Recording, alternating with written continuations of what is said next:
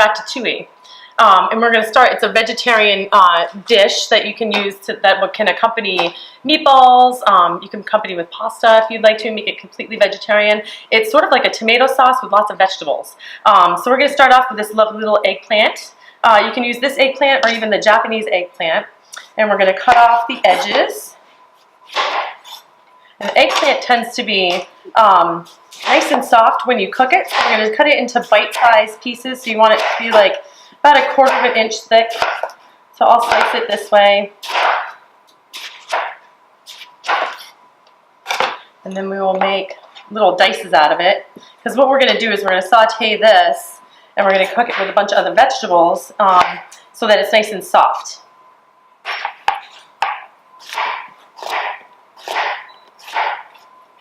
We put this in our lovely little bowl.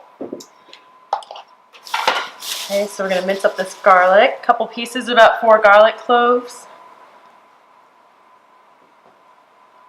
And I'm going to saute this with our onions in a nice big stock pot because we're going to cook down all the vegetables. And you want to have it in a stainless steel pot. I don't know if anyone's ever noticed, if you're using aluminum, it'll actually oxidize the tomatoes and it makes the tomato sauce kind of taste dirty. Well, I don't know, it's the best way to describe it. So always use a stainless steel pot when you're making anything with tomatoes or tomato sauce. So right now I'm just going to fine chop some of this right here. Some garlic. If you have big chunks and it doesn't get cooked out, it might be unpleasant for people who are eating it. So you kind of want to mince it into little tiny pieces. Alright, so we're going to use 3 peppers into our ratatouille recipe. This is a lovely orange pepper, and I'll cut the ends off. One of the easiest ways, a lot of people cut it in half and then try to get the seeds, and the seeds go everywhere. So one of my little cheats is to kind of cut the top here and just pull your knife across and cut the innards, like the white part and all the seeds, and it pulls right out. Instead of pulling it out, then you got seeds all over the place. So that's my little cheat.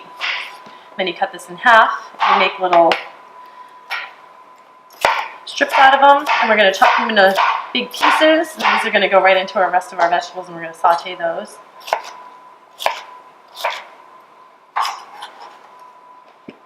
I'll go right in here. Then we've got some basil that we're going to use. This is cleaned already. One of the things I like to teach people about basil, because it can be such a pain to clean it, when you buy it and it's in a plastic bag like this, I take it underneath the sink and I run it under cold water, and I'll take my herbs by the back end of it and I'll dip it into the water and then pull it out and then shake it in there. So it's really dry, really clean, doesn't have any grit. Nothing worse than having dirt in your herbs, and now you've got clean herbs really fast. But if you put it under a colander, then it sort of gets wet and you've got to dry it with paper towels. So it's a really fast way to kind of clean your basil. So I'm going to chiffonade this or make it into like little strings. So I'll pull this all together.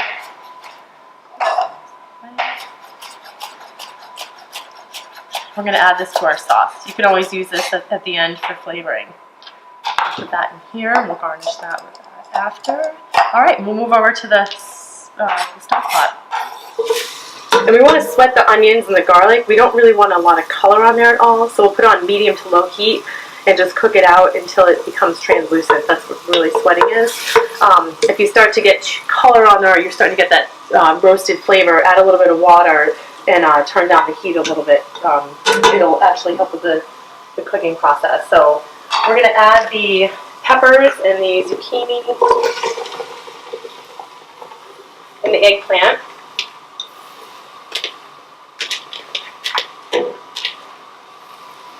Add that in there. Let that cook for a couple minutes.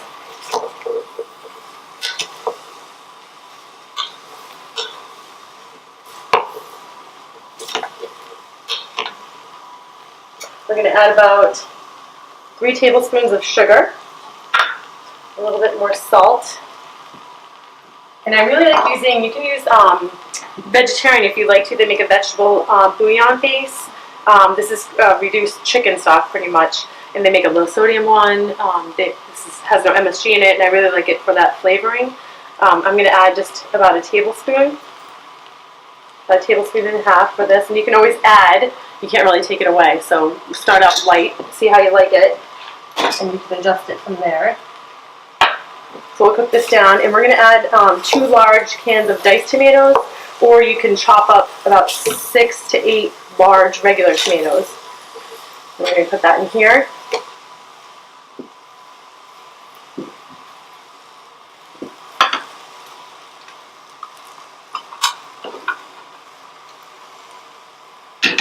We'll let that cook down.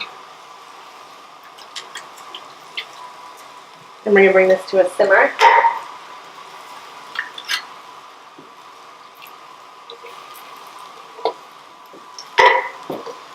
And these vegetables are going to cook down a lot, so you'll start to get a lot of water drawn out.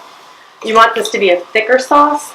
You can add some water if you'd like to, but there's a lot of juice on the bottom of this, so just allow it to cook out and see how thick that you want it. But you can always thin it out with a little bit of water if you want our chicken stock. Allow this to simmer about 45 minutes. Follow us on our social media and be on the lookout for our next episode of T&T Kitchen.